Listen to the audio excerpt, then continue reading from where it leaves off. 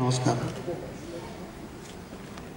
యాక్చువల్గా ఈ ప్రోగ్రామ్కి ఇళయరాజా గారు వచ్చి ఉంటే ఇంకా చాలా బాగుండేది. యాక్చువల్లీ నేను చాలా నిర్మోహమాటంగా మాట్లాడేస్తూ ఉంటాను, అది పర్వాలేదు, మాట్లాడినా తప్పులేదు. ఆయన వినుంటే మేము వాయించిన వాళ్ళం.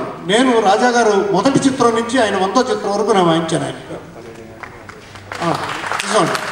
తర్వాత ఆయన హార్మోనియం కచేరీలో వాయిస్తుంటే నేను పక్కన గిటార్ వాయించేవాడు అనమాట. బీకే సుమిత్ర గారికి వాళ్ళకంతా అనమాట. అలా మా ఇద్దరు పరిచయం ఉండేది. తర్వాత 100 చిత్రాల తర్వాత ఇది చాలా నిజమైన మాట, సత్యం. నేను తెలుగు మీద సత్యం చేసి చెప్తున్నాను. తెలుగు మీద అభిమానంతో తెలుగు మ్యూజిక్ డైరెక్టర్ దగ్గరికి వచ్చానండి. అంతవరకు ఆయన దగ్గర ఉండేవాడిని. నేను ఒక రోజు ఆయన రికార్డింగ్ వెళ్ళకపోతే అయ్యో ఏ పాట మిస్ అయిపోతున్నాను. ప్రతి పాట ఆయన అన్ని హిట్ పాటలే చేసేవాడు.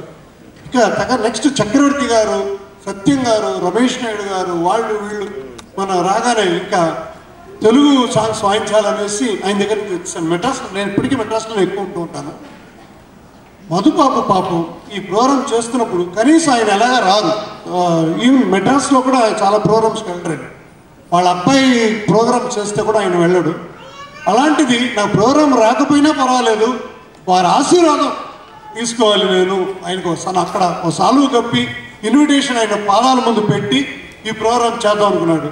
దానికి కూడా కుదరలేదు. అదే నాకు చాలా బాధ. మేము ఎంతో ప్రయత్నించాము.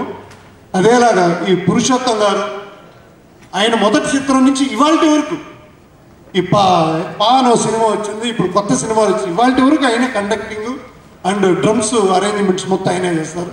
సదా గారు మొదటి చిత్రం నుంచి ఇవాల్టి వరకు ఇంకా ఆయన వాయిస్తారు. మీరు వాళ్ళు వెంటనే గిటార్ బిట్లన్నీ సదా గారు వాయించారు. వాళ్ళిద్దరు మిత్రులు కూడా. సిరిమల్లె పువ్వా దాని ముందు వచ్చే గిటార్ బిట్టు ఆయన పూర్ణ గారు. హేమా హేమీలండి. నిజంగా అన్నగారు చెప్పినట్టు సరస్వతులు, వీళ్ళంతా సరస్వతి పుత్రులే. వీళ్ళ నాన్నగారు ఏం తక్కువైనాడు కాదు. వారు ఇది సుదర్శన్ మాస్టర్, ఆయన మాస్టర్నే పిలిచారు. సుదర్శన్ మాస్టర్ గారని నాది ఆడ జన్మ ఆ పిక్చర్కి మ్యూజిక్ చేశారు. వారి అబ్బాయి కన్నయ్య, ఏబిఎం కన్నయ్య, నల్లని కన్నయ్య ఆ పాటకు మ్యూజిక్ చేసిన హేమా హేమీలు. గోవర్ధన్ గారు చిన్న మాస్టరు, ఆయన పెద్ద మాస్టర్. గోవర్ధన్ గారును అలాగా రాజా గారు. నిజంగా రాజా ఇచ్చిపెట్టుకోలేదు. నేను మెడ్రాస్లో కనబడతామంతా చెప్తాను, ఇచ్చిపెట్టుకోలేదు. మేము వాయించిన వాళ్ళే అక్కడ కూర్చొని వాళ్ళు వాయించారు. ఆ మ్యూజిషియన్స్ ఎలాంటి ప్లేయర్స్ వాళ్ళు చాలా కష్టం అండి. ఇది నాకు బాలు గారు చెప్పేవారు. బాలు ఎస్పి వలసన అనేవాడు అనమాట. రేపు రాజా రికార్డింగ్ అంటే ఇంకా ఆనందం నాకు. ఏ పాట ఇది హిట్ పాట వచ్చేస్తుంది, ఆ పాటతో నాకు ఇంకా మళ్ళీ ఎన్ని సినిమా పాటలు వస్తాయో అని. బట్ రేపు ఏ చోట ఎక్కడ ఫిట్టింగ్ పెడతాడో ట్యూన్లో అదొక భయం. ఎగ్జామినేషన్ వీళ్ళతో చెప్తాడంటే ఇవాళ నాకేం ఎగ్జామినేషన్ నేను వస్తున్నాను రాజా చెప్పేవాడా, ఇది బాలు చెప్పేవారు అనమాట. అలాగా రాజా గారు గురించి ఇంకా ఎంత గొప్పగా చెప్పాలి. అలాగా ఇవాళ పాడిన వాళ్ళు కానీ చాలా బాగా పాడారు. పాట పాడటం కానీ ఎంత చేయాలంటే అదొక ఎగ్జామినేషన్ లాగే.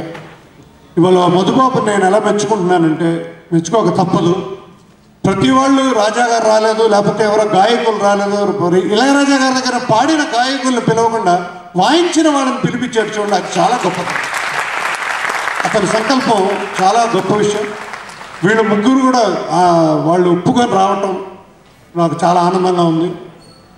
ఇవాళ ఇంకో విషయం, ఇవాళ గాయకులు ఇంకా చాలామంది ఇవాళ 24 అవర్స్ ప్రోగ్రాం చేద్దాం అనుకున్నది 12 గంటలకి పాపం తగ్గించేశాడు. ఎందుకంటే చాలామంది గాయకులు ఆయనకి దొరకలేదు ఇక్కడ. వాళ్ళు కూడా వచ్చుంటే ఇంకా మంచి పాటలు ఇంకా చాలా వినేవాళ్ళు. ఇదా హనుమంతరావు గారు అంటున్నారు వెనకాల కూర్చొని, జానవులే పాడారా లేకపోతే ఆ పాట పాడారు. అది ఇళయరాజా పాట ప్రతి పాట హిట్ సాంగే. అందువల్ల గాయకులు కూడా వచ్చుంటే చాలా బాగుండేది. ఇవాళ వచ్చిన వాళ్ళు చాలా బాగా పాడారు. నాకు ఈ అవకాశం కల్పించిన మనందరికీ నా సంగీతాభివందనాలు తెలుపుకుంటున్నాను. నమస్కారం. చెప్పని అనుకుంటాం.